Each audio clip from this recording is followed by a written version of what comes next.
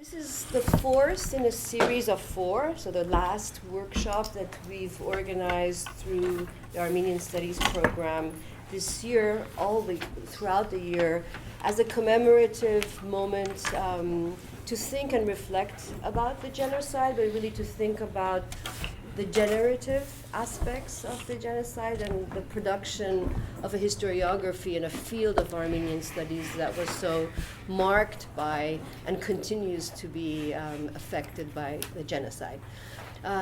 This State of Armenian Studies workshops were, the first phase of it anyway, was initiated by Boyadjian along with Naira Tumanian and Vahe Saakyan. The first phase was very much of an institutional sort of reconnaissance of where Armenian studies is being taught and how it's being taught outside of Armenia itself, and also a bibliographical database, which we will be placing hopefully this summer with Naira's help onto our Armenian Studies website so that everybody can access.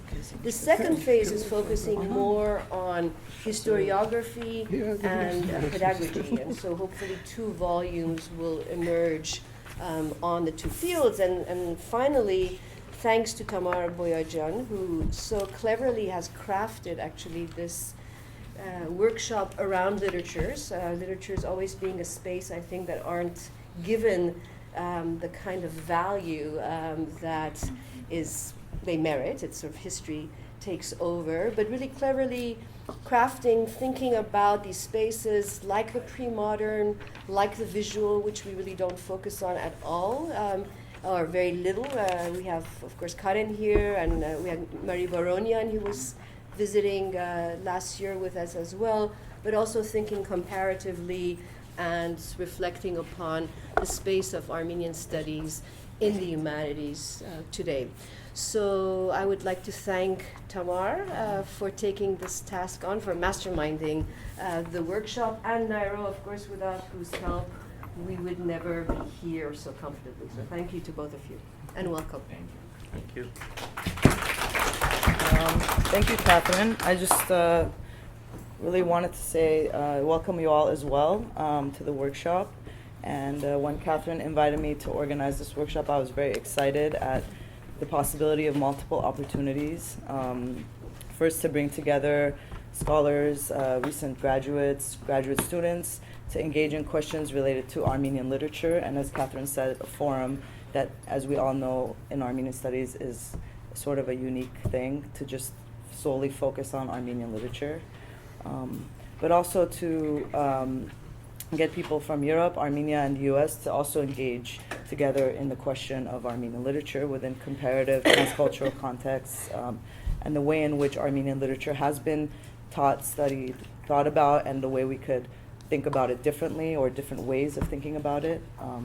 And also to create a community where we can engage together and come up with future ways to be productive and engage together. And I was really excited yesterday at Dr. Nishanian's lecture, which was a very enlightening lecture, to hear of one of those possibilities. And another one that actually came out of Michigan, which is through Armenian Studies program, and with Etienne, this Absinthe Journal of World Translation, of which one series will be devoted to Armenian literature. And I've also spoken to several of you here about translating for that volume that Etienne edits and I've been asked to edit. So I'm very, very excited for this and for what's going to come in the next couple days. And thank you to Catherine and Naira and Melanie and Armenian Studies program for hosting this. And now it is also my pleasure to introduce Professor Kevok Bardakjan to say a few words. Thank you. Բարի առավոտ, բարի քալուս ձեր բոլորին, սիրելի մասնակիցներ եւ ներկաներ, շատ ուրախ եմ, որ կրցակ ներկայալ այս գիտաժողովին կամ աշխատանքային գիտաժողովին, վստահ եմ, որ ձեր ներդրումը նպաստը մեծ պիտի լա եւ նոր լույս սփռե հայ քրագանության այն թեմաներում շուրջ, որում մասին պիտի խոսիկ։ Ես նաեւ ուրախ եմ, որ 6 տարի առաջ իմ նախաձեռնությամբ սկսավ այս workshop-ը եւ կշարունակվի. So now I move on to English. Good morning, dear participants, colleagues, friends. I'm very pleased to welcome you all and thank you for responding to Tamar's and the program's invitation to take part in this workshop. I thank also Tamar for organizing this meticulously, very neat program with a very clear purpose, which is dear to my heart too. The title, Challenging Entrenched Categories, Re-Exploring Approaches to Armenian Literature, maybe not the second part, but the first part, in different words, has been raised maybe at least 130 years ago, or even in the 15th century. But Karabaykar itself really was one expression of this. The idea was which idiom to use in order to have access to the public, and also an idiom that would really be able to express the new ideas that were flowing from the West and other sources. So and then we have this debate, as you remember, in the 19th century, late 19th century, about whether Armenian literature was that produced in Armenia proper or in Bolis. Some of you will remember that. I'm not going to go into details. And then at the turn of the century, of course, in Bolis again, the various movements, renewing sort of movements in Bolis. And later on in Paris, these were all attempts to challenge the received tradition. This also happened in Soviet Armenia. You'll remember the Declaration of the Three in 1923, Charents, Rushtuni, etc., which was again a sort of an attack on old values, but also old ways of treating things. But then this was renewed about 20 years ago after the political changes took place in Armenia, which did away with all shackles, with all ideological restrictions and censorship. Taboos were removed, and there were new perspectives, new avenues for Armenian literature. That was a movement in Armenia itself, and I have heard voices there about challenging or re-evaluating Soviet Armenian literature. They did not go beyond that, even though I think under the circumstances we need to evaluate the entire course of Armenian literature from our own perspective in the light of new approaches. Here there also arose the problem of diaspora literature, Armenian literature in Armenia, etc. I'm not going to go into that either. Although attempts were made to extend bridges between the two literatures, but I don't think their efforts bore fruit, and it is still a process that has been still on the table, but it's not really actively discussed. So the idea is therefore to promote Armenian literature, but to look at it from different angles, different approaches, so that it really is brought up to a level where it can be seen in an international context. That's how I look at it. And that is very important, especially in view of the dwindling readership in the diaspora and in Armenia, where you don't have that former Soviet period readership.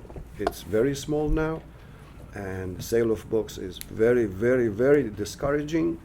Barely a few hundred are sold, if any, really.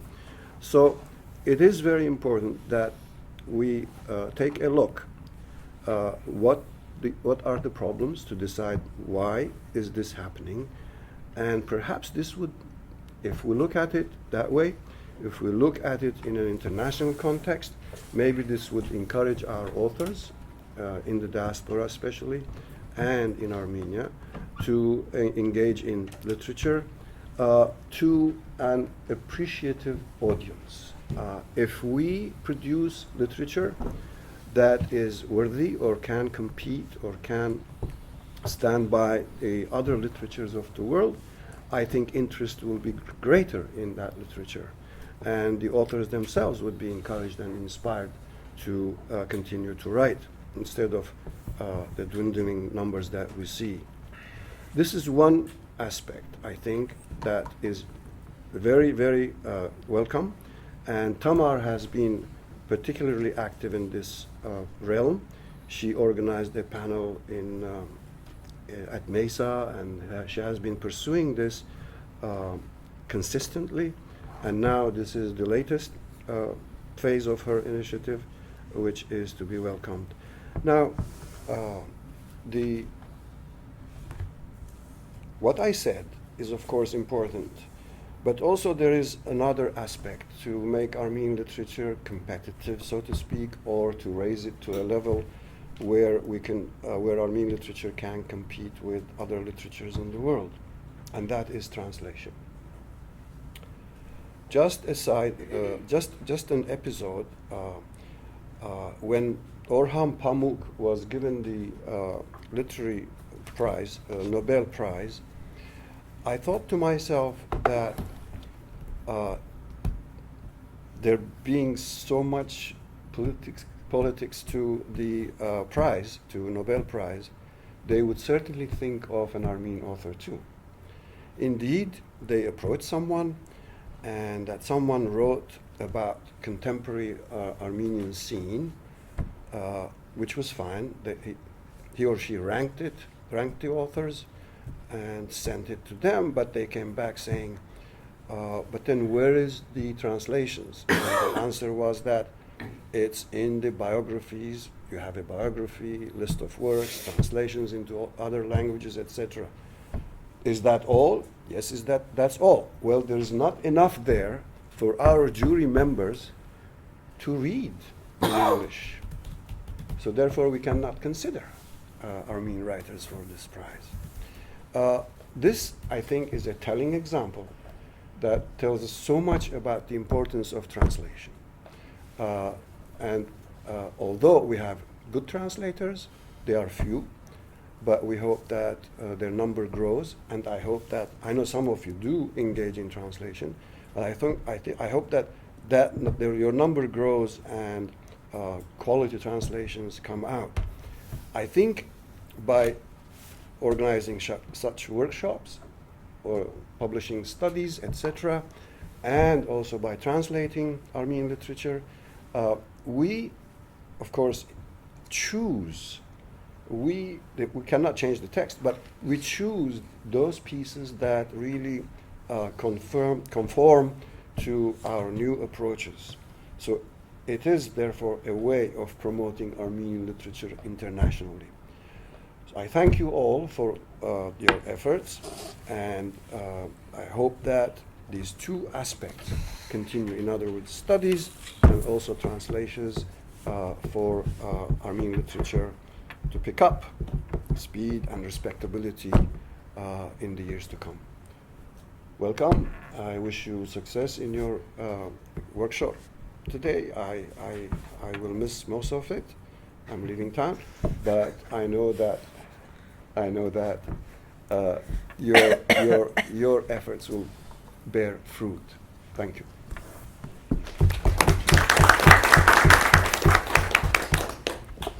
Thank you. So I just want to say a few words about the format of today's panels, or more kind of discussions. So I asked the presenters to think about ways in which, within their own field, Armenian literature has been presented in the past, and the way in which they could recontextualize certain narratives or literary works within transcultural or interdisciplinary forums, to sort of break away from anachronistic or nationalized readings of these texts. So in order to facilitate discussion amongst the group and the workshop, I've asked each presenter to give a brief summary, about 15 minutes or so, about their main argument and some examples, and then we will open up for discussion. So we are hoping that the discussion facilitates more dialogue amongst us, but also to help graduate students to perhaps even maybe publish these papers later as a way of receiving feedback. So I'll let Theo begin our first session. Yes, so we seamlessly go into the first session. Yeah. Thank you very much, Tamar, for organizing this. There will be a lot to be done after this is over, I'm sure. Not least the presenters publishing their papers, but perhaps that is the least momentous consequence that we may expect from a workshop like this. I was just thinking when you were talking about translations, is one of the things that we have not done is invite Turkish scholars of 15th, 16th century literature to come here and look at how they see Armenian art and literature in their realms. Hopefully that will be something for a future workshop. The practical reasons are very simple. We don't know each other's language well enough. Hence we're at loggerheads, perhaps. Hence we don't know what's going on. But a lot of things are going on in parallel fields that we touch upon here. So we are not reinventing the wheel. So to say, we're not inventing the wheel. We may be getting onto the bandwagon or even steer the bandwagon. So to say, I think what we're doing here is part of a larger endeavor in academic work at the moment, including translations. It's very clear that people who are in translation studies and who are translators themselves are getting more engaged with the academic world and vice versa. So I hope that will show. So unexplored transmissions, recontextualizing Armenian literature in the pre-modern world. We have two papers, two presenters rather than two papers. Subject for discussion, Michael Pfeiffer will present his paper, his subject, called Welcoming the Stranger, Literary Adaptation in Middle Armenian Poetry. And I would say enjoy it. Thank you very much, Theo. And I also wanted to begin just by repeating what others have said. And thank you, Tamar, for all your work in organizing this. So I'll just present a brief snapshot of my workshop paper. Over the last 15 years, a remarkable number of rubrics have emerged for reading literature beyond a national framework, instead looking at the ways in which different literatures are not only comparable, but actually bear on the development of one another in a more fundamental manner. These rubrics, which developed out of diverse fields such as world literature, transnational and diaspora studies, globalization, and translation studies, all reflect a more sweeping sea change across the humanities.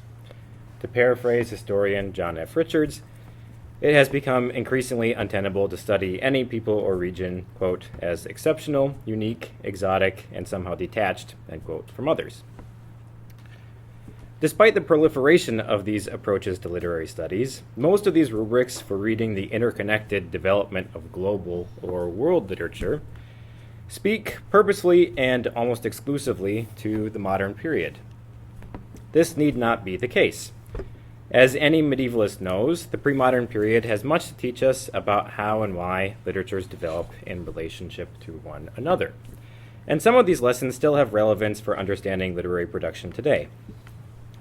In fact, the underlying issue in many of these methodologies is relatively similar in the pre-modern period.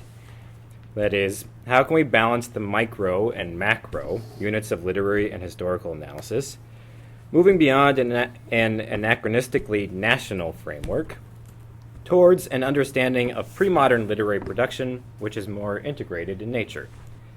Furthermore, how might we do so without treating interconnection as the superposition of a dominant culture over a weaker culture, or alternatively, without falling back on the rigid binaries of originality and imitation?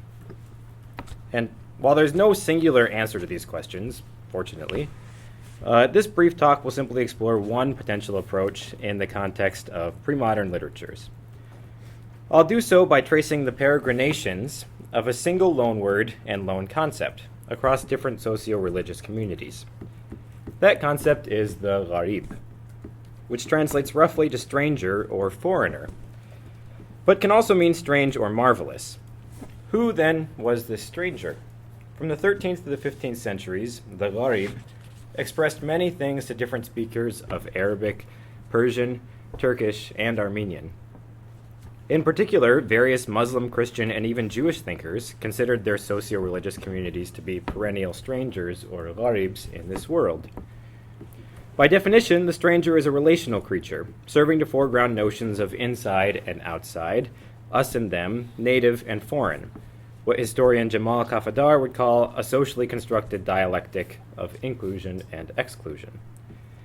Strangers represent someone unknown, something beyond us, but the gharib can also signify the entrance of the outside into our very midst, attempting in a sense to become us. Broadly speaking, the gharib may join our group, but it also makes us a little more like the outside too. And, as I suggested in my workshop paper, because the gharib traveled across so many languages, literatures, and societies, it might serve as a useful unit of analysis for characterizing some of the micro and macro relationships between seemingly disparate literary family trees, for considering what is non-native, what is always on the go about literary production itself. So, where might we begin? Franz Rosenthal, who has written the most extensive survey on the gharib in Arabic literature and Islamic society, notes there exists, quote, a tremendous, and if truth be told, in fact unmanageable body of information, end quote, on the gharib in Arabic literature alone. Still, out of this unmanageable body of literature, Rosenthal draws a few general conclusions about the gharib in Arabic and exclusively Islamic texts. He suggests that, quote, reflections on the stranger stress his utter miserableness, end quote, and that, quote, constant and bitter complaining is the hallmark of his existence, end quote. While the word gharib does not appear in the Quran, it has a complicated relationship with Islamic theology, we might say. For instance, one hadith, or report about the Prophet, found in Sahih al-Muslim, reports that when Abdullah ibn Masud inquired who strangers, ghuraba, really are, the Prophet replied that anyone who turns away from their own people for the sake of Islam is a gharib. Another popular hadith quotes Muhammad as declaring enigmatically, quote, Islam began as a stranger, ghariban, and it will return as a stranger as it began. Therefore, blessed are the strangers. End quote. Not only do commentators on both hadith make the case that true believers are essentially gharibs in this world, but this message was especially appealed to nascent Sufi movements in the 13th century. For instance, Jalal ad-Din Rumi's followers in Konya, a group which likely included Greeks, Georgians, and perhaps even Armenians, considered their master to be a true gharib in this vein. Similar works attributed to early authors of Sufi literature in Anatolian Turkish, such as Yunus Emre, express this same notion. The closer one is to God, the more one appears as an outcast to society. In fact, I'd say that regardless of the literary language in question, the gharib is often depicted as possessing hidden or even divine prestige, unrecognized by others but not by God. This is something we'll observe in a moment in the case of Mogardich Nahash, the 15th century bishop of Amida, who is generally credited sort of with ushering in this theme in Armenian letters.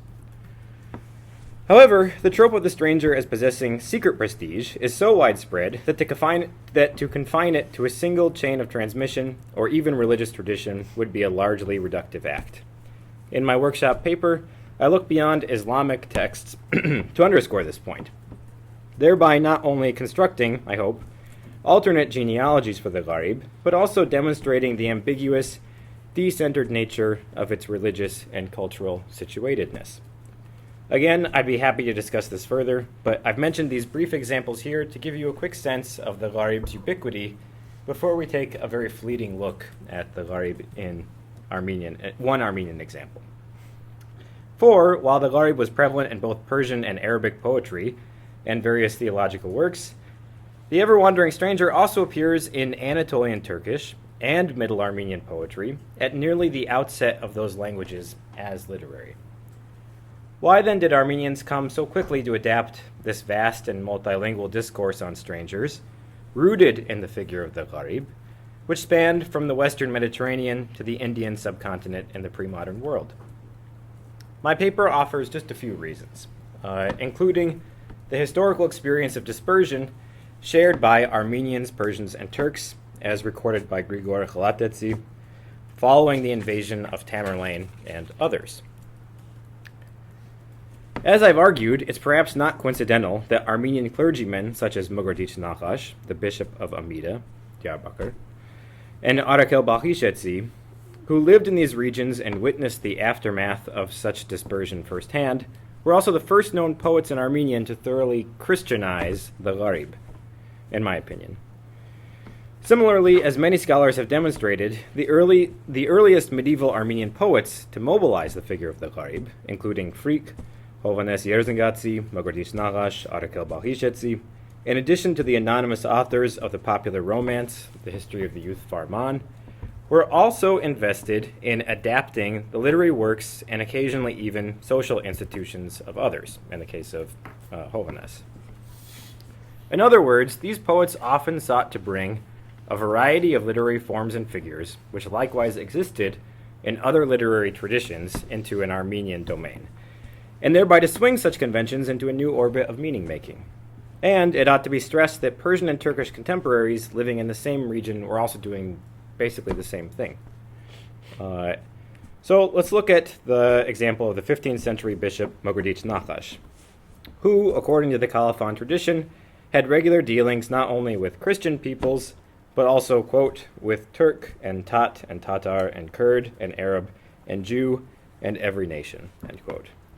According to the same Colophon, Nakhash caught the eye of the Ak Koyunlu governor of the greater region, who reportedly gave him jurisdiction over all Christians in the area.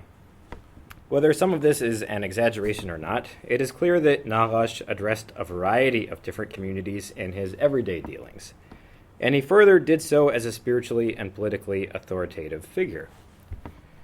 But most importantly for our purposes, the word that Nakhash chose to call displaced populations, more than Panducht or Odar or Aksor, was gharib.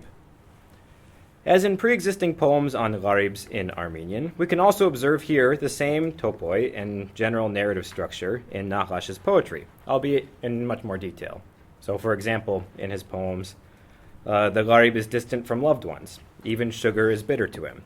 Should the gharib be as eloquent as Solomon and possess hidden prestige? Strangers ultimately silence, that's Odars, silence and ridicule the gharib. And in the end, the gharib dies and is buried anonymously. These topoi are extremely general and might be said to constitute a common way of using the figure of the gharib to posit dissimilar ideas throughout this greater region, regardless, I think, of literary language. However, Nakhash also weaves into these topoi a new story. First, the Christian element of this poem is not superficially added onto the end, as it is in the poem written by Arakel, who was born in the same village as Mogardich Nakhash, but rather it is pervasive throughout. Even more significantly, the social world of this gharib also includes the figure of the priest, who, like so many others, initially neglects to help the gharib at all. This is a quote. At the hour of death, the gharib called for a priest. No one was there, that they perform a supplication for him. No loved one, no friend was near him. From his wound he bitterly weeps and sighs. The gharib's Lord is God. He listens to him.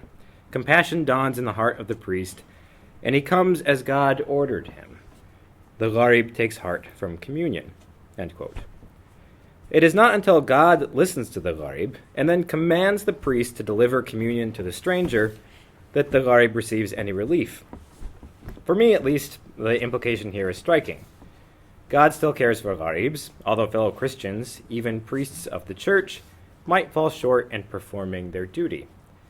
By a somewhat similar token, Nakhash reminds his audience in another poem, this is sort of the famous line we hear repeated, quote, "We are all gharibs, brothers, no one truly has a homeland," end quote.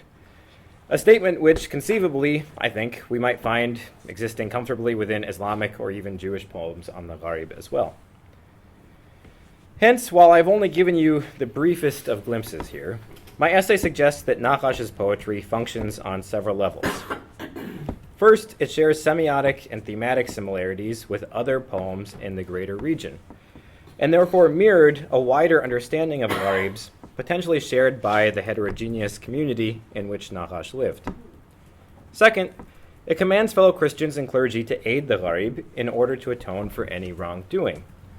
This was not only an ethical issue, but as I suggest in the case of Galatetsi's concern, in another long poem in another colophon, over potential conversions away from Christianity in this very region, may have been a social and confessional issue as well. If the church and lay Armenians could not incorporate Gharibs into their social and spiritual lives, displaced populations were at risk of leaving the fold, theoretically. Finally, while I'm cautious to wade into the issue of audience here, although I'd be happy to talk about it more, the poem at least theoretically comforts Gharibs themselves, or provides a model by which one might comfort Gharibs. Reminding those strangers not to leave the fold, for God shall deliver them. In short, the first function draws from a widely accessible mode of communication that was already understood and reproduced, even potentially by non-Christian audiences. The second two functions address a problem: how to better comfort and keep displaced populations within the fabric of the church. Therefore, just as early authors of literary Turkish in these regions incorporated Persianate styles and literary figures into their own work, I suggest that Nakhash similarly drew from a spectrum of literary conventions that coalesced around the Gharib, rather than merely attempt to supplant those conventions. That is, whether intentionally or not, Nakhash arguably adapted a widespread understanding of who Gharibs are, an understanding which cut across multiple societies and even religions, and furthermore did so in an accessible literary language and enticing poetic manner. Arguably, the thematic, lexical, and narrative similarities between the works of Frik, Hovannes Yerzengatsi, Arakel Bakhishetsi, Mogadit Nakhash, in addition to popular romances and even other poetic works about the Gharibs in other languages, speaks to the fact that there was already a widespread culture around the lands of Rum which conceived of the Gharib in particular ways, a broader mentalite about the virtue of welcoming the Gharib into one's own community. What better way than to foster a message of unity within the Armenian church than by tapping into this culture and bringing it into a different confessional orbit, especially at a moment when dispersion and conversion hypothetically threatened to dissolve the social and religious fabric of this region. Now, this is only a very brief look, but as I suggest in my paper, depiction of the Gharib in Middle Armenian poetry depended on engagements with strangers, both literary and social, of many kinds, not necessarily of Armenian origin. But again, I think what's important is that we should not be concerned whether Nakhash was derivative or original from other works regarding the Gharib, but rather something might be gained by looking comparatively at how and why different authors, not only Armenians, but also Turks, Persians, Arabs, and others, repopulated pre-existing literary forms with new intentions, which in turn arguably gave rise to widespread manners of positing similar ideas in dissimilar ways. Tentatively, then, I'd like to suggest that if we gaze at the literary history of this region through the eyes of Gharibs, a less rooted literary history might begin to emerge. A history of linguistic border crossings, of ubiquitous adaptation of literary forms and figures in motion. Such a perspective might afford another window into understanding the development of widespread, sometimes interwoven literary conventions across this greater region, which arguably were native to no single people, religion, language, or again region, even before our own globally interconnected age. Thank you. Thank you very much. I think you touched very briefly on some very important aspects of the embeddedness of literature in an environment, and geographically, linguistically, and also in time. So there's a time depth to it as well that needs to be explored. Mm-hmm. I think it's good to immediately react to the paper rather than go to the second paper and while things are fresh in people's mind. Sure. I don't know if people want to react to it now. Perhaps I can use a prerogative of stealing the first moment. In reading your paper, which I really liked very much. Thank you. Yes, but it's only one person. Who knows? I'll take it. 2 persons. We Good. all like it too, Michael. There are 3 persons. Good. It's like. So put it on your Facebook page. Friendly rule. Yeah. So I noted a few points when I was reading it, and so I'm going to quote you and then quote what I said about it. So in short, Hovannes and Frick provide an early picture of the Gharib's configuration in Armenian letters, which evoke the virtues of hospitality and being kind to strangers. That, of course, is a very deep, basic feature of Middle Eastern cultures. The hospitality and kindness to strangers is practiced to its absurd conclusion, as we know from the late 19th century stories about people being received very well by Kurds, only to be killed by them when they left their range of hospitality. But this is as an example of the absurdity of some of these things. But what I mean by this is that it's widespread throughout cultures in which the Armenians take place. So and then you say, significantly, the first authors who depicted the Gharib in their poetry were also invested in a practice of adapting literary cultures and even social institutions from other peoples, as you put them in quotation marks. This does not mean, however, that they necessarily adapted the Gharib from a specific literary text, but rather, and I think likely, drew from a widespread understanding of strangers, including a specific terminology and common manner of discussing the theme of alienation in poetry that was shared by more than Armenians alone. And I think this is very important on 2 levels. So both the cultural level, that there is a shared culture that is not necessarily divided by language and religion, and secondarily that there is a shared way of expressing this in poetry. So there's a double connection for the literature to be embedded in a common culture as well as in other poetries, other literatures, as you say, other a mode of constructing the world that is quite similar, and there are all kinds of reasons why that may be the case, but I can't go into that now. So furthermore, you say, it ought to be stressed that such adaptation was not merely an Armenian phenomenon, but rather was a common mode of composing poetry during this period, especially in cases where an act of adaptation might cut across multiple literary languages. I think that is very true, and the Middle Armenian period is an extremely fertile period for showing these things. It's also probably the reason why it's studied least, because it doesn't fit the paradigm of a neat classical culture that has its own language, that makes its own alphabet, and that distinguishes itself from others. But it's a period in which things start to overlap, and if you want, when the walls start to crumble, ambiguously meant in that way. So at the same time, we should not forget when studying this, I think, is that these Armenians, live in a particular power structure, mostly of subordination.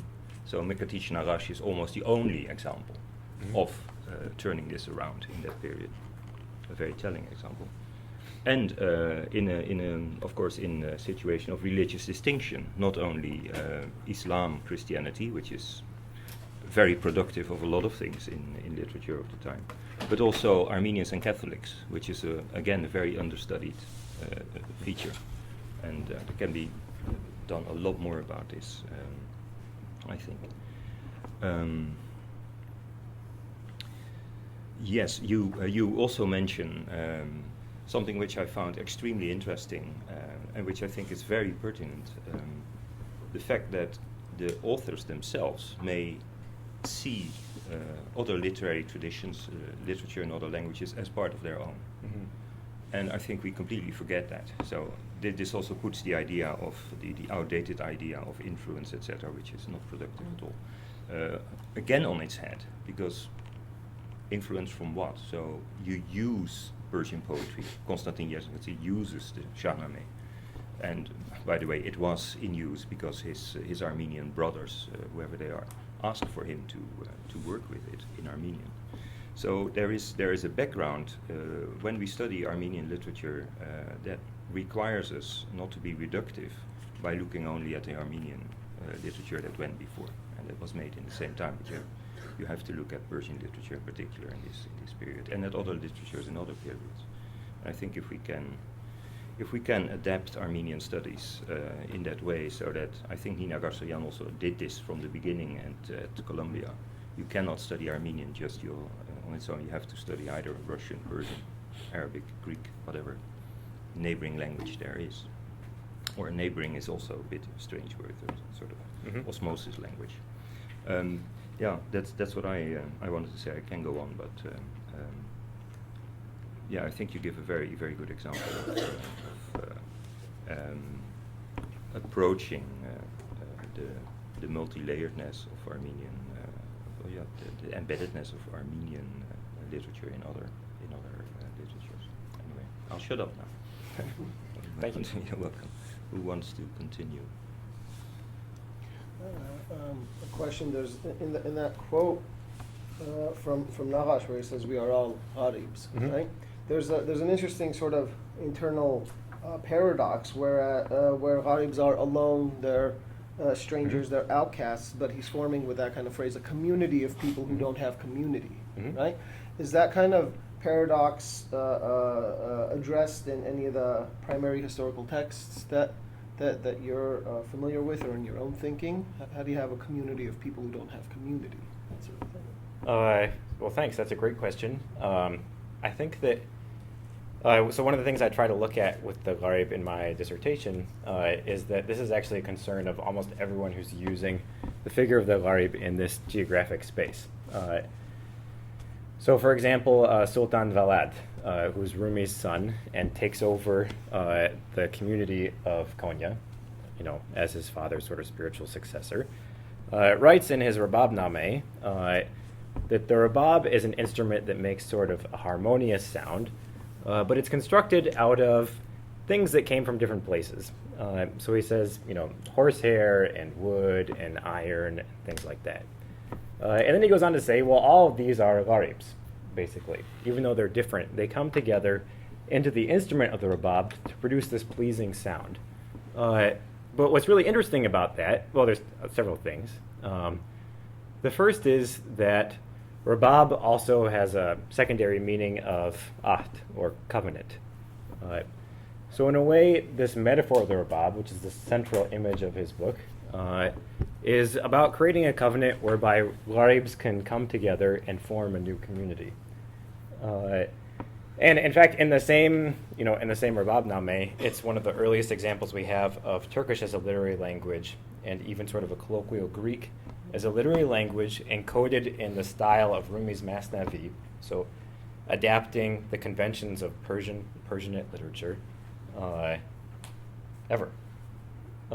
So that's just one example, but there are others. Rumi treats it similarly. And I think even if you look at sort of Turkish literature, so for example, the first work in Turkish, the first didactic Masnavi, we can say, written in about the 14th century, is by Ashik Pasha, who supposedly, according to his son, also knew Armenian.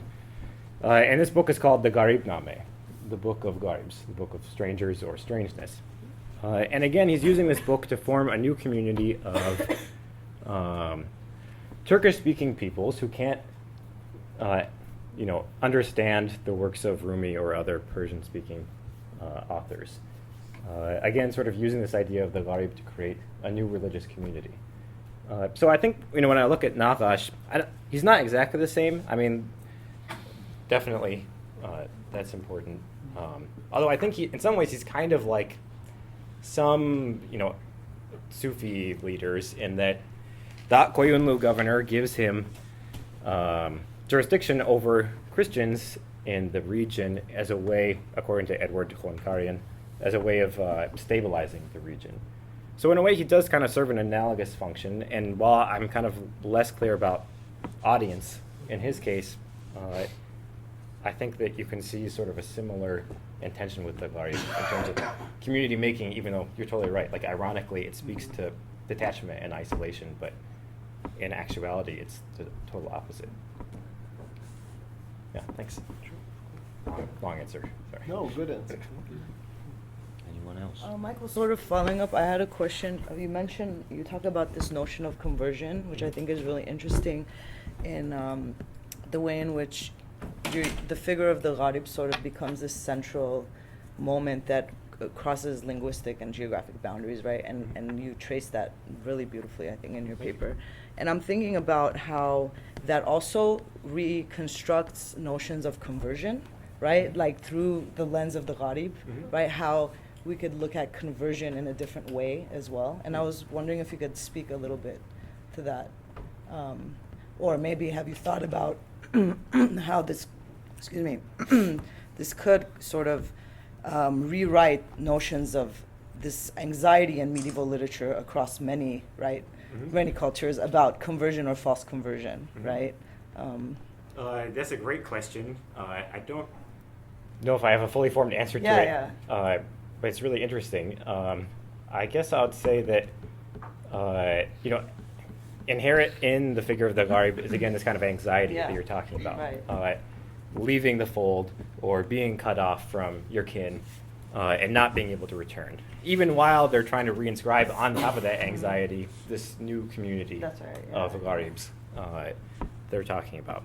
In a way, I think, the figure, speaking on a literary level, the figure of the Gharib is converted to different degrees by these different authors to serve their own sort of religious communities. So in that sense, I think that the figure is sort of performative in that it's describing what it's doing, also on a linguistic level. But yeah, I have to think more And about sort of like the convert to turn around, right? And maybe not necessarily religious, but other modes, right? Yeah. Awesome. Yeah. Thank you. Yeah. May I? Yes, sure.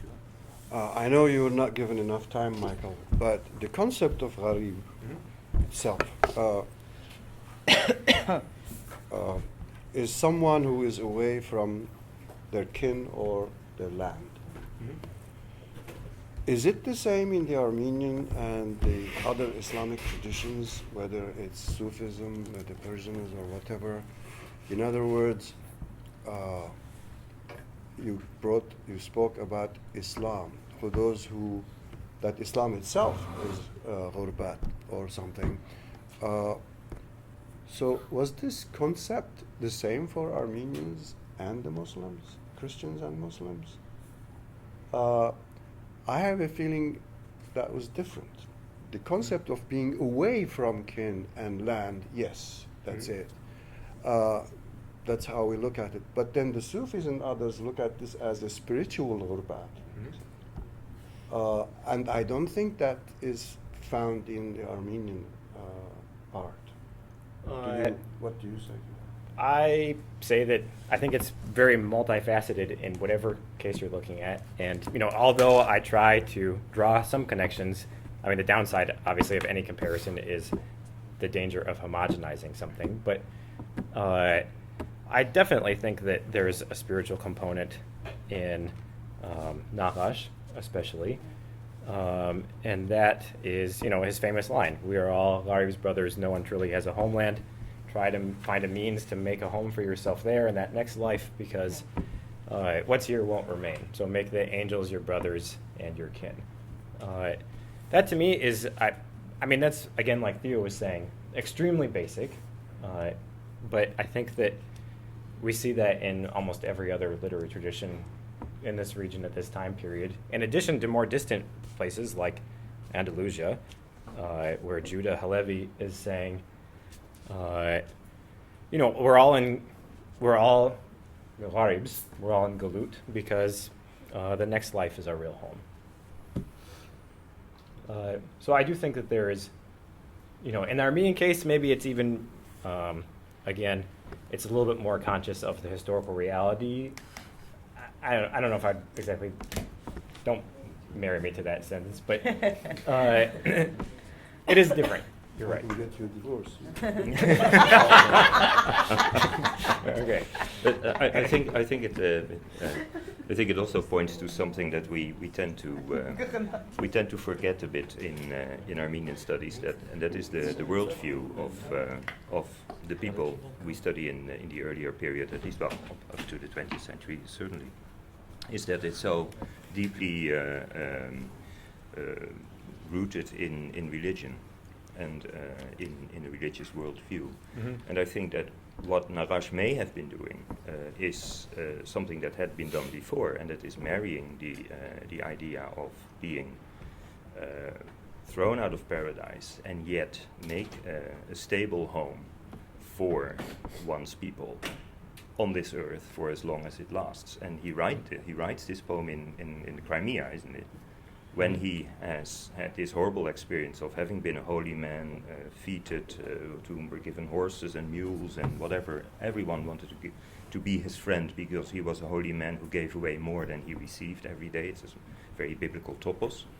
Then, when he builds the church, paints it, the minarets are lower than the gumbet of the church. So mullahs get annoyed and want it torn down, and regretfully the ruler has to agree with them, to acquiesce in it, and so he leaves. He's bitter. So I wonder whether this does not again function as an instance of Armenians like the whole project in Cilicia, when Nersa Shnorhali hopes that the Franks will come and help the Armenians, and that later on he realizes the Franks are no good. They're just a bunch of pseudo-religious people rather than holy knights. And then Grigor Tra actually writes his poetry with the coming of the Armenian king in mind, and prepares his nation for a Christian Armenian realm. And I wonder if something like that may have been the case with Narash as well, and that in his disappointment he stresses this more basic point of no, that there is no, we have no chance, we don't stand a chance of building something in this life, in this particular environment. I don't know. I think in order to try to step away from the particular, so to say, I think one of the things that we are in great danger of, although I don't know the religious affiliations of any of you, but is to simply underestimate how religion works. I mean, he may be formulating a religiously based political idea, rather than anything else in a nice poem. And I think there's a lot in Armenian literature that we have to reassess the aim for through a religious lens. I think that I don't know how we can do it, but perhaps we all have to become theologians as well. So, more comments, perhaps, questions. Boyadjian.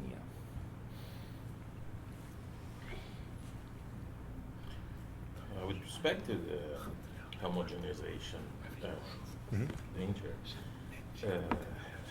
we have to get out of the Muslim, Christian, or Armenian, Turk dichotomy, because there are several levels. Because one thing is a Muslim, another thing is the Sufi. We know at the same time the Armenian Church may have been persecuted. At the same exact time, Rumi has 10, 15, I'm not sure how many Armenian monks following him, going with him. So this is working on several levels, and they're different. So that's an important thing to take into account. And the other thing is Gharib. They always tell me I speak too loud. You're whispering. We're also recording, so. Sorry. I would like to emphasize what he told and divert it a little. So, talking about being Gharib may also be a way to one himself otherwise others. So that's my difference. I'm not like you. Mhm. It's a Definitely. mess. Yeah. Lots of, I think definitely, yeah. Thank you. I think it like, especially at this period in time. Again, I think like a lot of people are saying, while there is a definite sort of power structure that I don't talk about it as much, the lines between these different groups in literary languages are blurry, and then you have on top of that figures like Rumi who blurs them even more, Yes, who sort of fundamentally. intentionally is blurring these lines that are already sort of alien to us and not where we expect them to be. And I think maybe the figure of the Gharib does the same thing in a way. It's hard to situate it exactly. That's my point. All right. Anyone else? Got it? If Yeah. I may, Yes, sure. I got inspired by Handel for a second. Yeah, we do talk a lot about kind of like bridging act of comparative interpretation, as it were. Mhm. I was wondering if, and Professor Van Lien already mentioned this about the political kind of the power structures of the place. Isn't there always a cost when we do this kind of a bridging act? Let's say, you know, Persianate traditions traveling to Armenia and Armenians adopting to it. What is the kind of the cost on that tradition locally, as it were? And should we have a concept of a cost in that sense? That's kind of my question here. Well, I definitely think, although I might use words like shared, that's my least favorite, maybe. Intersecting, I like a little bit more. Just because these people were adapting sort of common ways of theorizing or conceptualizing or speaking about certain topics in literary styles, doesn't mean that it's like a utopia of language. It's extremely oppositional. And in fact, I think that's one of the reasons, one of the engines maybe driving adaptation at this period in time is sort of reclaiming figures from others, or reclaiming popular understandings of these figures and bringing them again, I say, into sort of a new orbit of meaning making as an oppositional act sometimes, not as sort of a... Do you mean in a sort of like an appropriating sense, kind of self-consciously almost, doing it, bringing in an appropriating manner, or maybe is there also such a movement? Maybe just asking. Definitely. I mean, I think there's a lot of words that we could use to describe it, maybe, and unfortunately, there are a lot more in Persian and Arabic than there are in Armenian. In classical Arabo-Persian literary theory, they have words like istakbal, where you take an individual work and you rewrite it and welcome it into a new work. But there's also sort of more general words like sarikat, which means like theft. And that's just the common storehouse of all topics for all poets. But what we see is, poets are stealing from this storehouse from a wide variety of literary languages. And I think that act of taking out of it is in fact kind of what creates it in the first place. Thank you.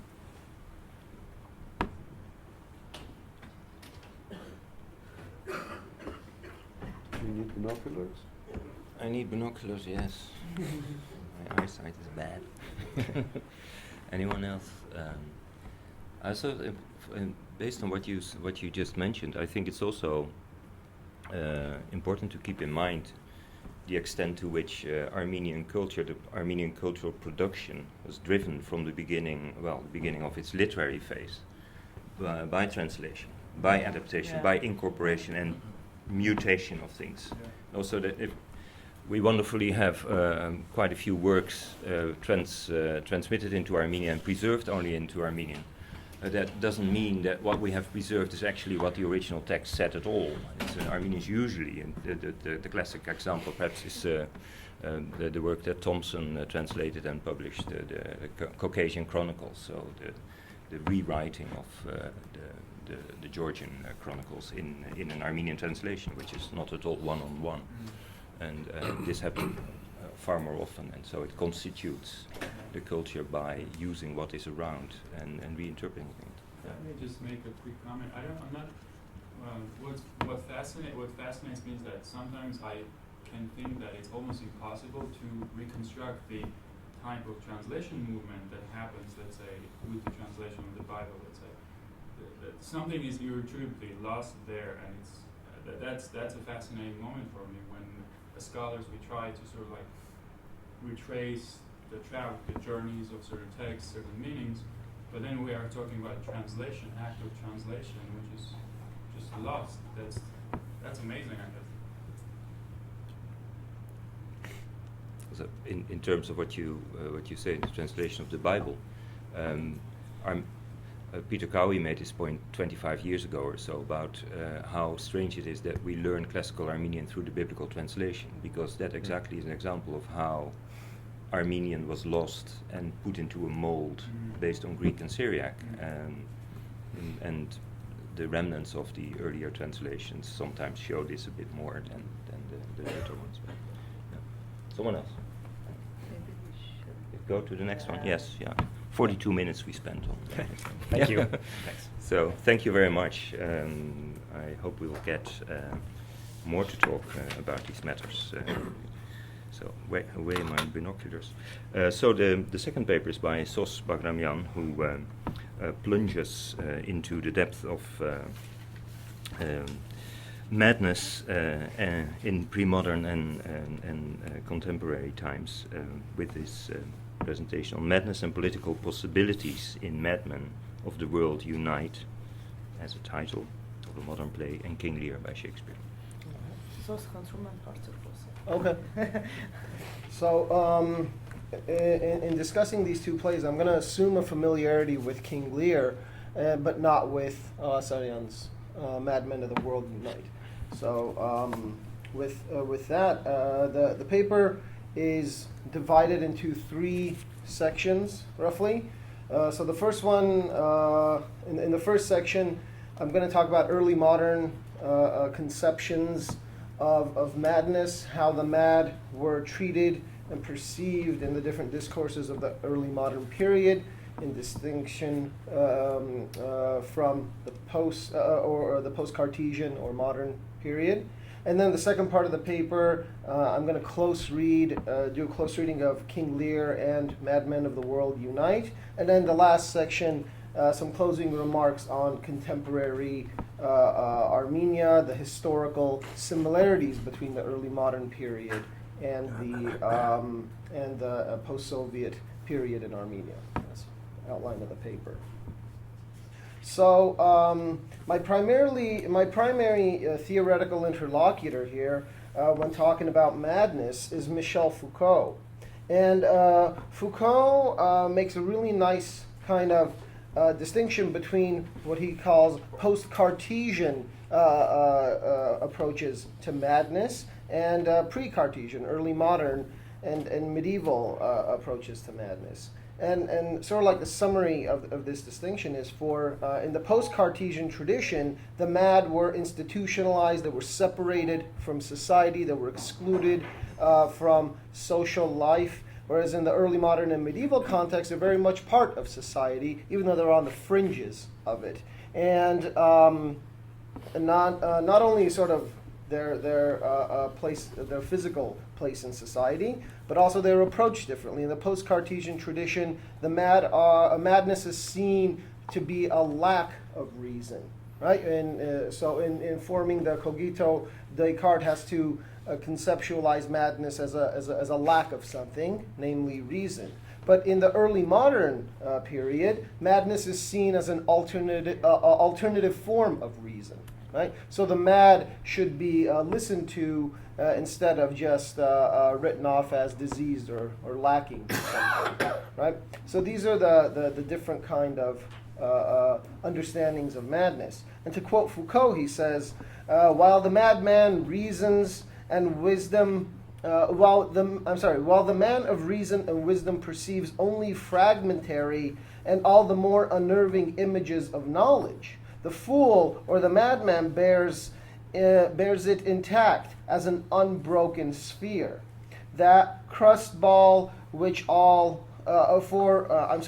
all others is empty, is in his eyes filled with the density of an invisible knowledge. So the mad have sort of an excess of knowledge about the world that communicates, and they communicate this knowledge through this mad language, whereas the man of reason has like partial or focused or fragmentary understandings of the world. And so madness is a faculty in the early modern period that is possessed by saints, by prophets, by comedians, and fools. Unlike the post-Cartesian tradition, which treats madness as external to reason, early modern culture understands madness as being an alternative form of knowledge that was beyond the parameters of sort of conventional human reason. And so the mad had a potential sense in them that not only expressed a form of reason, but as my paper hopes to argue, that could give rise to alternative political possibilities. And the plays of the early modern period, as well as post-Soviet Armenia, has this common interest in the mad and the words of madmen. So in King Lear, I want to focus on the character of Edgar and his father Gloucester. Edgar says when he puts on or rather takes off his clothes and takes on the character of Mad Tom, he says that Edgar, I nothing am.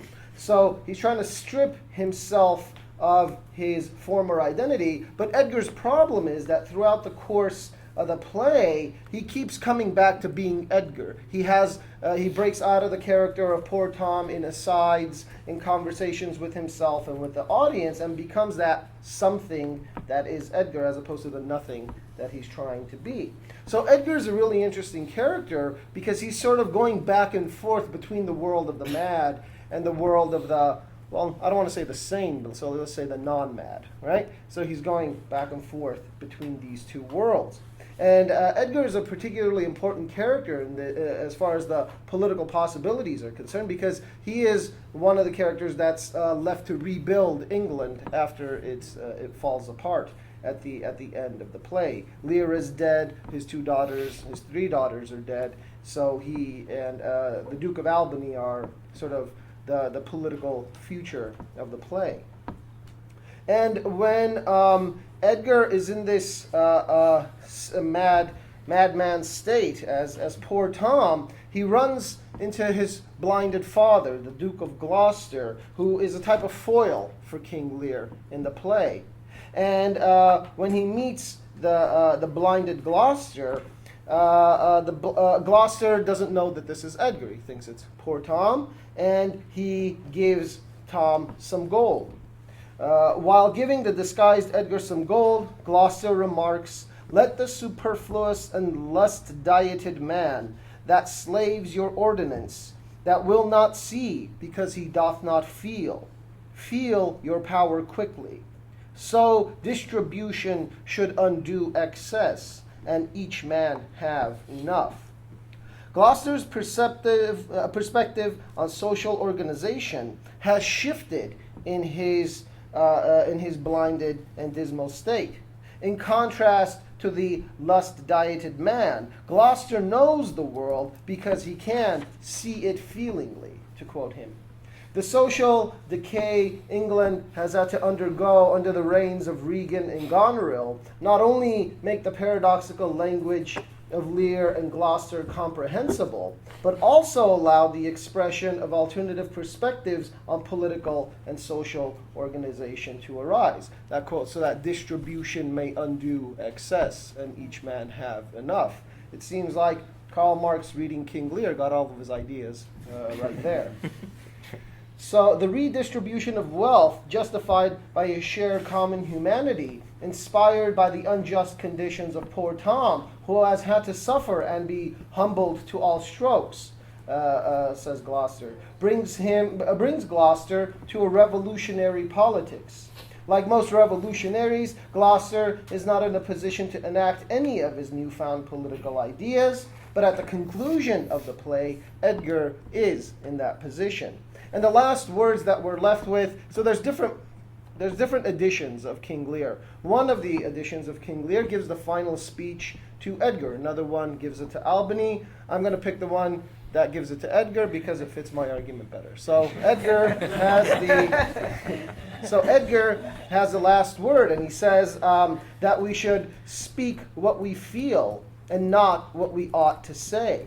And the word feel here goes beyond the sort of standard meaning of a personal sentiment or passion, but rather the word has an additional political valence to it.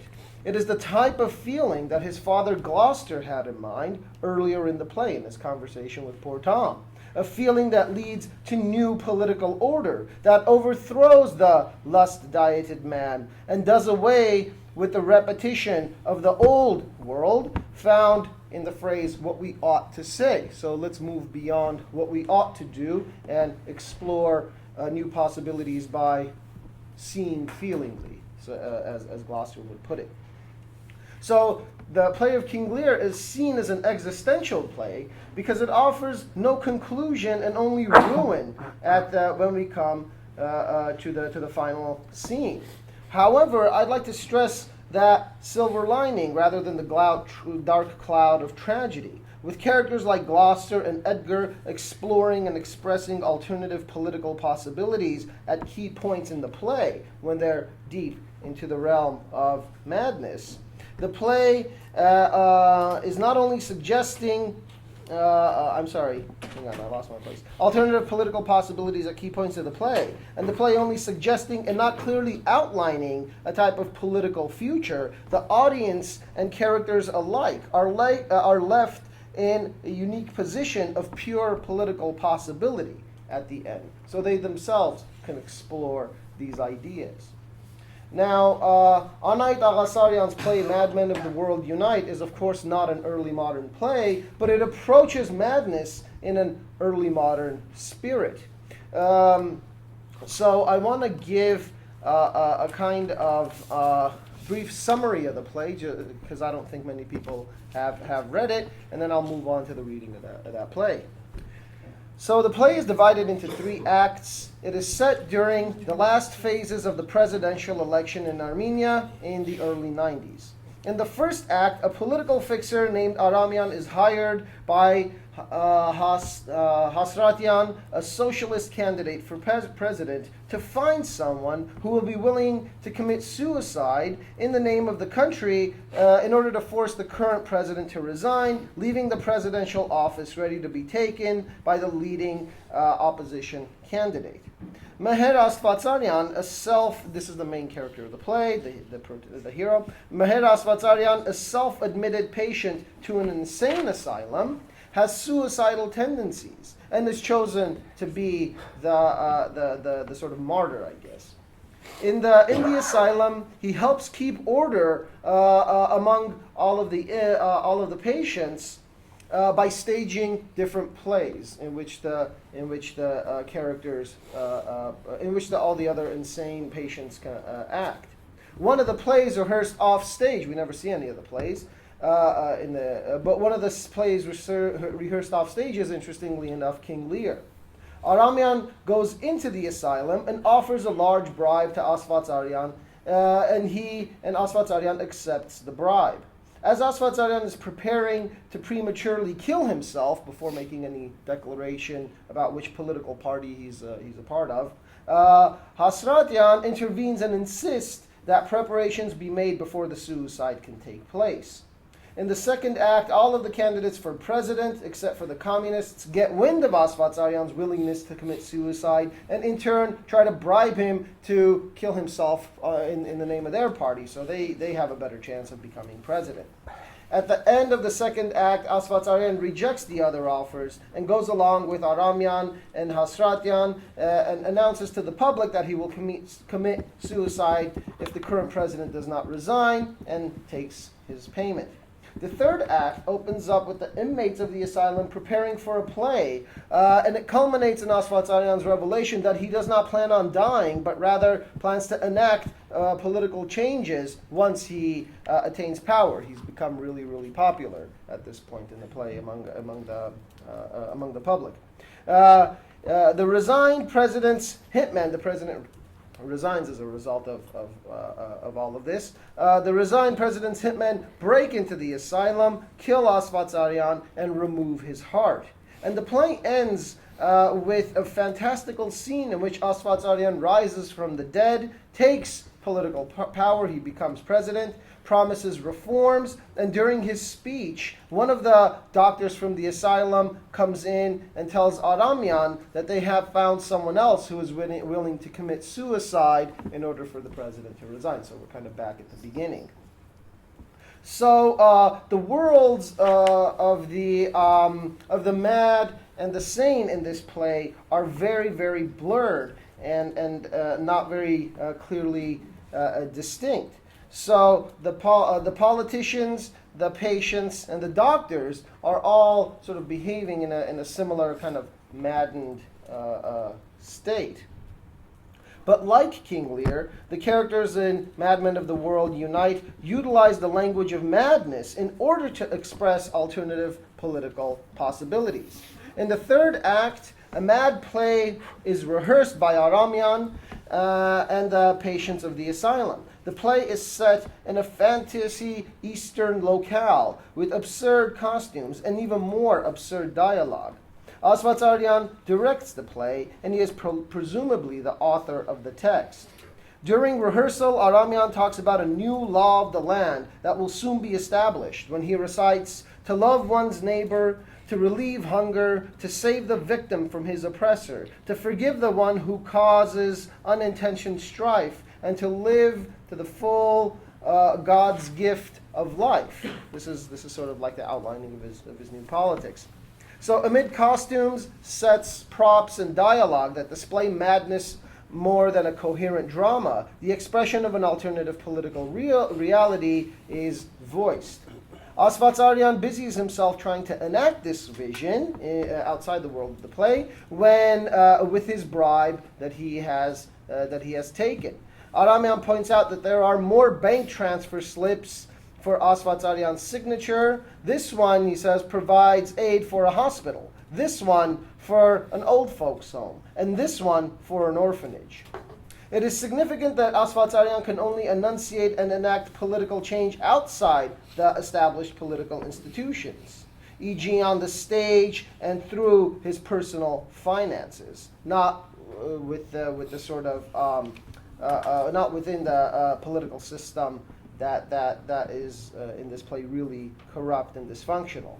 When it comes to working within political systems, things tend to fall apart.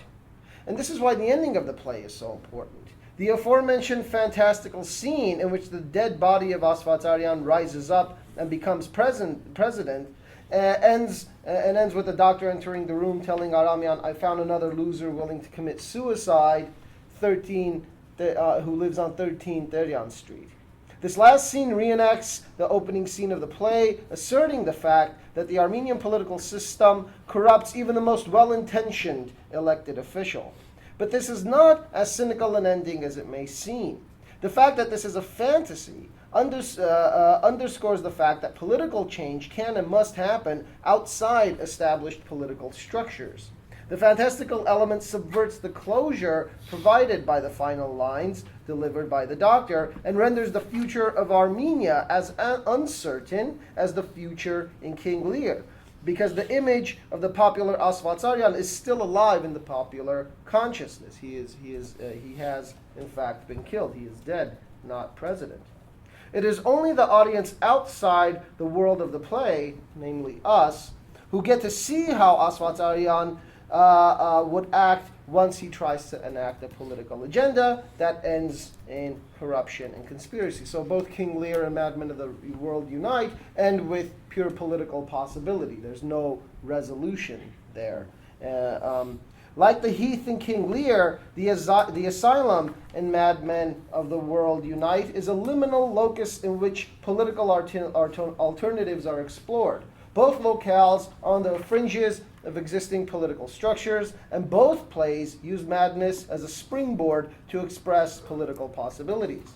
Both plays also keep the prospect of political change on the level of potential and not as a clearly defined political platform that is executed by any single agent or character in the plays. This is a dramaturgical maneuver that keeps the audience in a place without any closure as far as the political questions the plays raise are concerned. The lack of political closure, combined with the exploration of alternative means of political organization, incite the audience to explore these possibilities in their own imaginations rather than take the plays at face value. Political utopias must remain in the realm of potential in the world of drama if they are to have any real import in the world outside the text and off the stage. Such radical thought in drama, among other forms of writing, suggests an important link between the early modern period and post-Soviet Armenia. So, and I go into this with more detail in the paper, but one of the things that the early modern period and post-Soviet Armenia have in common, even though they might not seem to have that much in common, is that they were periods of severe institutional, political, cultural collapse and instability. So the theological and political destabilization in Renaissance England, caused by the Protestant Reformation, the centralization of political power, the where am I? And the the going back and forth between Catholic and Protestant regimes between Henry VIII, who was Protestant, then Mary, who was Catholic, then back to Protestant with Queen Elizabeth, kind of is throwing all of the ideological underpinnings of that period into severe kind of confusion, right? So Robert Mirak lists in quick succession the massive amount of socio-political shifts, tragedies, and collapses that occurred at the end of the Soviet period in Armenia. He writes that within the Yerevan demonstrations over Karabakh, the earthquake in 1988, the nationalist movement culminating in independence in September 1991, and the ensuing blockade with Turkey and war with Azerbaijan, Armenia became the vital center of Armenian diaspora consciousness. Add to this the massive loss of wealth most of the inhabitants of Armenia had to endure, regardless of class, when the ruble was turned into the dirham, the lack of proper heating and water in the 1990s, and the corruption of politicians and civil servants on all levels of government, one can see that Shakespeare's England and Aghasaryan's Armenia had more in common than initially meets the eye. When such a high degree of social, political, and economic instability present themselves to mass populations, the language of madness begins to make a lot of sense. And alongside a cynical and existential outlook on life come serious considerations of alternative political possibilities. The two dramatic works studied here show how politics and art can intersect, but not have an explicit, didactic, or propagandistic purpose. The language of madness opens up a line of political inquiry driven by a mad and directionless optimism of the will, while preserving a healthy and necessary pessimism of the intellect. Aghasaryan shows us that the knowledge attributed to madness did not die out with the early modern period, as Foucault argues in his book. This knowledge is reattributed to the mad when historical conditions similar to the Renaissance present themselves. In Armenia, at least, the mad still represent a type of knowledge and wisdom, not because of any romantic reception or perception of madness, but, as with Shakespeare's Madmen and Fools, the language of the mad compels listeners to re-examine themselves in their historical moment from a political perspective that is incisive and demanding. And this is a perspective sorely needed in times that require radical change. Thank you.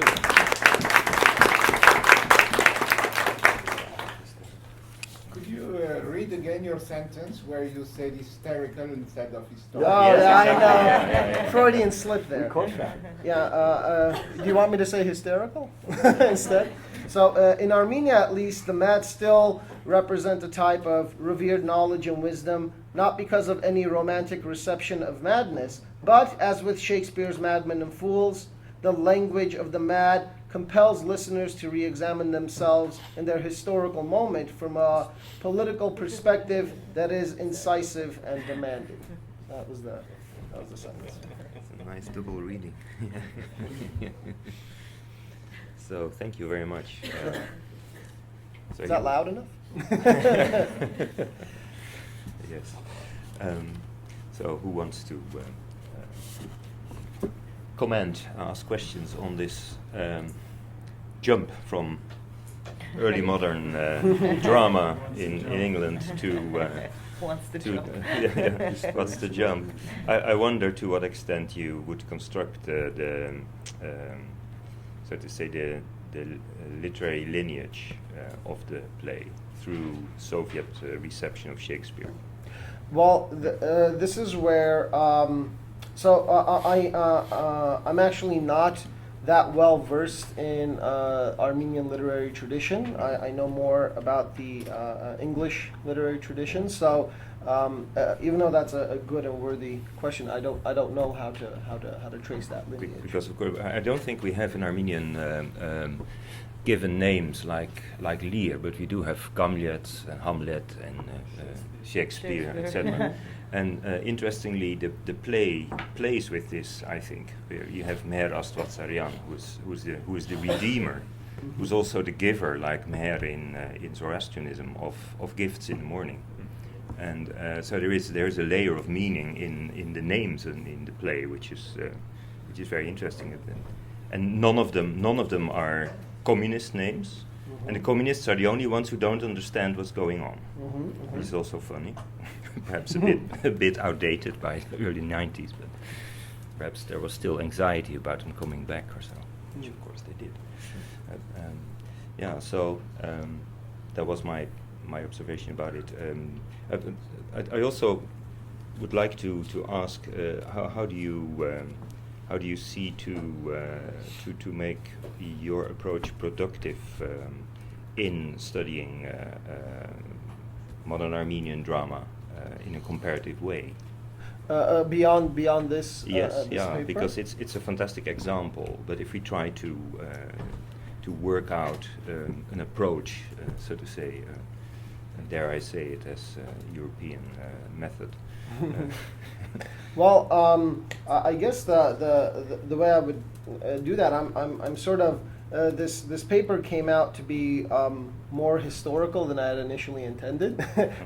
So a theoretical approach would be kind of the I guess more appropriate way of linking plays from not only disparate historical periods but also countries and times. But I would say that what I would personally do is I guess find sort of like a theoretical framework under which to bring these different types of plays together. But I myself haven't sort of thought beyond this paper as far as what I could do in terms of uniting more or early modern or plays with post-Soviet Armenian plays.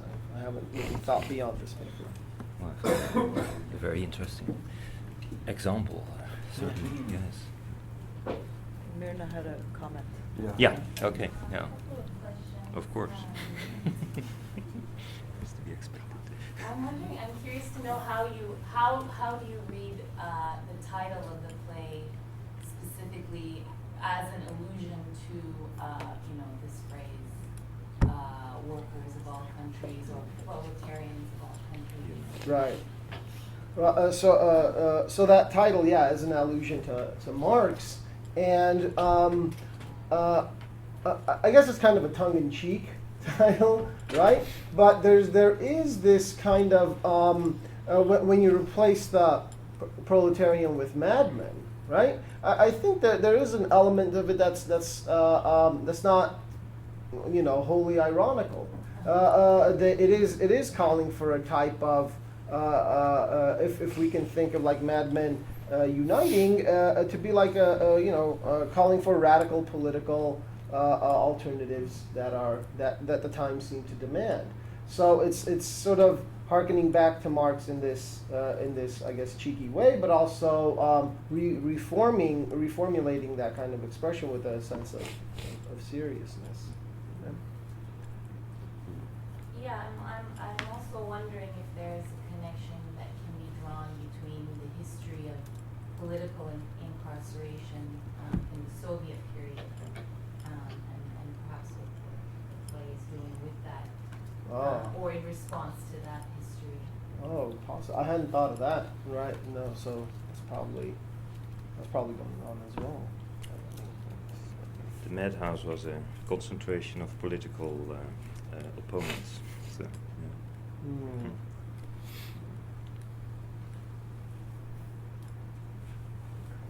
Do you have more? I can ask one more question. Please. Louder. Okay. I thought it was really interesting. You were looking at the two plays, Madness in this play as having its sort of theoretical roots in the early modern period. I think it's interesting to note, I guess this is not a question, but I think it's interesting to note that the theater of the absurd has also been read as having its roots in, the clowns, Yeah. Mm-hmm. the jesters of that tradition as well. And historically, that also kind of makes sense too, because the theater of the absurd arose after World War II, in which there was similar types of social collapse, right? There's a really great book written by James Simpson where it was talking about the medieval period as a period of, it was very dynamic in terms of how much the political, social, economic structures of Europe were changing and transforming. But when we got to the Renaissance, these institutions could no longer sustain themselves and they totally fell apart, right? So the revolutionary sort of element in Renaissance Europe is not so much a revolution of people coming together and trying to overthrow kings or something like that, but it's when the system collapses on itself. It can't, it folds in on itself and can't sustain itself. Similar things happened after World War II, right? Theater of the absurd arose out of that in art and in post-Soviet Armenia, this play as well. So I think it's these historical conditions that are giving rise to similar responses throughout history, whether it's in the theater of the absurd, post-Soviet Armenia, or early modern England. They all these really trying times elicit similar kind of reactions from people. Yeah. I wanted to ask you about your phrase "language of madness." I wonder if you could talk a little bit more about describing it, like semantically, or maybe also about the possibility of describing it. Yeah, I guess what I just meant by that was like the language spoken by the characters who are mad in the play, right? So I didn't think of it.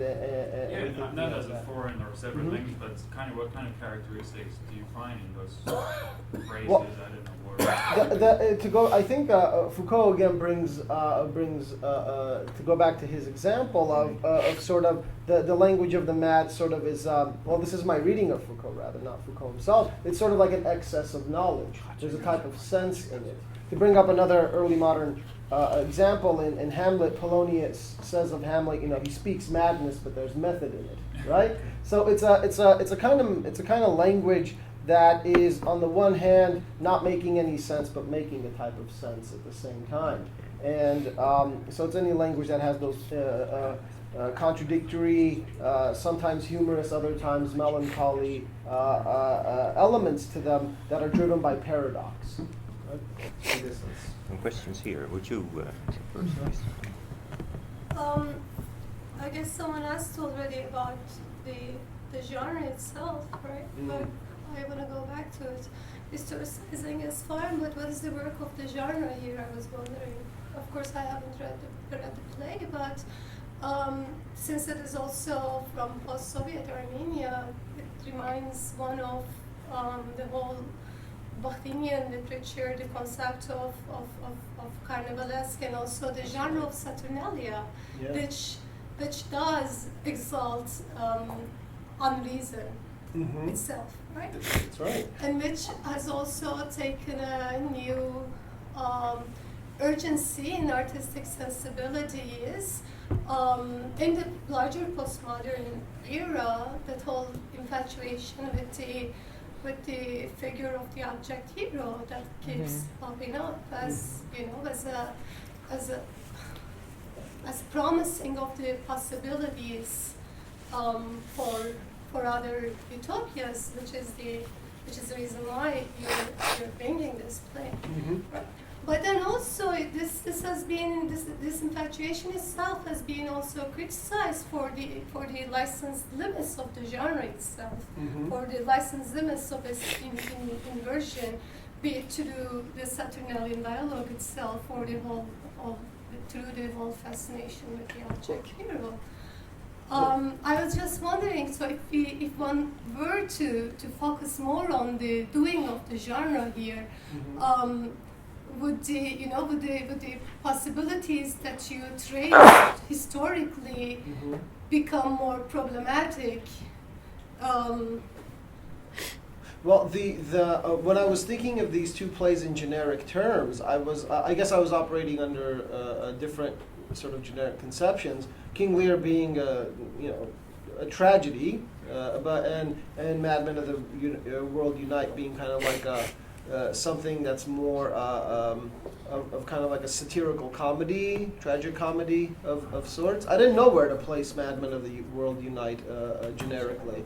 So I haven't given much thought to generic concerns, but because I was just approaching. But the point you're making is really, I think, well taken. Makes a lot of sense. I just wasn't thinking of them along those generic lines. Part of what I was going to say has already been said very well. I would like to move away from genre because I don't think I can handle it well at this moment. I heard in your talk at various times various implied connections to the trope of collapse. And that's what I want to push you towards a little. Because there are actually quite different ambient discourses of collapse. The one that's best embodied, best studied, Natalie Zeman Davis's The World Upside Down. That's a reversal topos, basically. And I think some parts of the Saturnalia, those above are below and so on. There are other kinds of collapse which are neither so symmetrical nor so easily reversed. And I have the disadvantage of not having read the play, so I can't comment on it, so I'm asking you, in the end, do you find it more to be in that genre, that is, the new order that has come in as a reversal, but in a certain sense, a repetition of the old order? Or do you find that the madness and the collapse together have actually opened up the space for something new, something not seen? Yeah. Well, that's why I think especially the end of Madmen of the World United warns against sort of brings up that specter of the past revisiting, right? The repetition of the old political order. And the first time is tragedy, the second time is farce. That's right. And it really is farcical at the end of the play. Right? It sounds like it, so that's what I'm asking. Yeah. And so it's I think that ending, because it sort of warns against sort of repeating the old mistakes. It's also calling for implicitly a sort of radical reformation of sort of institutions and social values, right? It's highlighting this need for radical change, as it's kind of warning about repeating old mistakes. Yeah, I just wanted to add that Shakespeare himself has different tropes of disorder, of radical disorder. Right. Sometimes it's this reversal, at other times it's famous sentence, chaos has come again. That's and right. Chaos has no alternative order, it's just. That's right. That's right. Yes, anyone else? at the moment. We have time. We have to kill time. Come on. May I make one more suggestion about the historical madman? Since in the end, whether in farce or in with other motives in mind on the part of the author, Meher rises from the dead. What he says has been said before in the New Testament. Do you think this is a crypto-Christian solution to the Soviet woes, and also a radical rejection of the now collapsed Soviet paradise on earth with feeding, clothing, and what else did we need in Christ's quote in Matthew? Well, it's those sentiments they do have, I guess, what you call like crypto-Christian elements to them, but those sentiments also are not exclusive to Christianity, right? When you look at sort of radical in the 19th and early 20th century, sort of anarchist, socialist, and communist discourse. But they don't resurrect. No, they don't resurrect. Right. Well, he doesn't resurrect either. That's the weirdness of the play. They remove his heart. He's really dead. That whole resurrection thing is, I guess, saying, well, if this is okay, let me put it this way. It's not a crypto-Christian solution. It's saying if we try that solution, it's not going to work. Yeah, okay. Right? It's sort of saying that if you want that, you're going to get a repetition of the past. Forget Christ, forget the communists, we need something else. Right? Both of those aren't solutions anymore. So that's how I would read it. Let me say a word. Then Shartaivad, the Levonchant wrote a play, Shartaivad, just during the between 1918 and 1920, and he read the play for the first time in 1921, just after the collapse. That this was a real collapse of Armenia. There are some echoes in what you said from Levonchant for that play, and you should try to do some work of reading them together. And what is interesting is that, but this is probably only anecdotal, one of the central maybe the central figure in the Shartaivad, the prophet, the Nietzschean prophet, is called Narash. Maybe you should reflect on that. We were presenting it. Who wrote that play? Levonchant. And also we can see parallel to Armenian epic and name Meher, Junior Meher, Poker Meher, with that and will be. Oh, right. In the epic as well. Shartaivad, of course, is Prometheus. A question, yes, go on. Yeah. I'd like to go back to the question of the language of the mad or the madness. If you could just speak really briefly on the. I wonder if there is a commonality to the language of the mad, since you are comparing two works. I mean, is there a similar? Is there a way that the mad speak the same way, or is can we speak of a language of the mad as an engineer? Well, I've already mentioned the sort of like paradoxical elements, right? But one of the other common features is that that the language that both King Lear and Aswat Zadan use are really striking in the way that they get people, the characters within the plays, and the audience to sort of reflect on their sort of current conditions, right? Whether they be political or existential or what have you, right? So I don't know. I guess it's easier to speak in examples. The fool says, he says to King Lear, I would, sometimes, and I'm paraphrasing here. Sometimes I'm whipped for talking too much. Other times for holding my tongue. And sometimes he's like, and other times I'm like whipped for no good reason, right? He's just beaten all the time. He says, I would rather be any sort of thing than a fool, but I would not be thine, uncle. Right? Like I'd rather be anything, but King Lear, he's a nothing. He's sort of sort of negated himself at the very beginning of the play. Right? So this is the kind of language that Shakespeare uses to sort of like reflect on these political and existential realities, right? King Lear says that I want to, on the one hand he divides his kingdom among his daughters, but then he says, I want to retain all the, what was it? I don't remember the line exactly, but he says, all the name, that's right. He says, I want to retain the name and all the additions to a king. Well, what the hell is that, right? You give up your land, you give up your authority, you sort of, in a way, you make yourself politically kind of irrelevant, but then you want to retain the name and all the additions. What exactly are those things, right? So that's what the fool is kind of alluding to, right? I don't want to be what you did to yourself.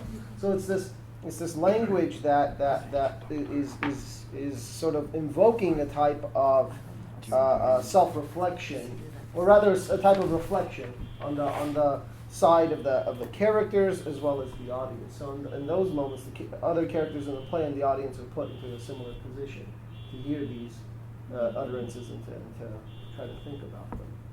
Does that make sense? No, I was just saying, and I think it's interesting because the doubt and ignorance is like recycled in language, especially in Lear, right? Mm-hmm. So it's the lack of not knowing, right? Or Yeah. this lack of, right, that is being manipulated Yeah, in the language absolutely. itself. Yeah. Absolutely. Okay. Thank you very much All right. for this sparkling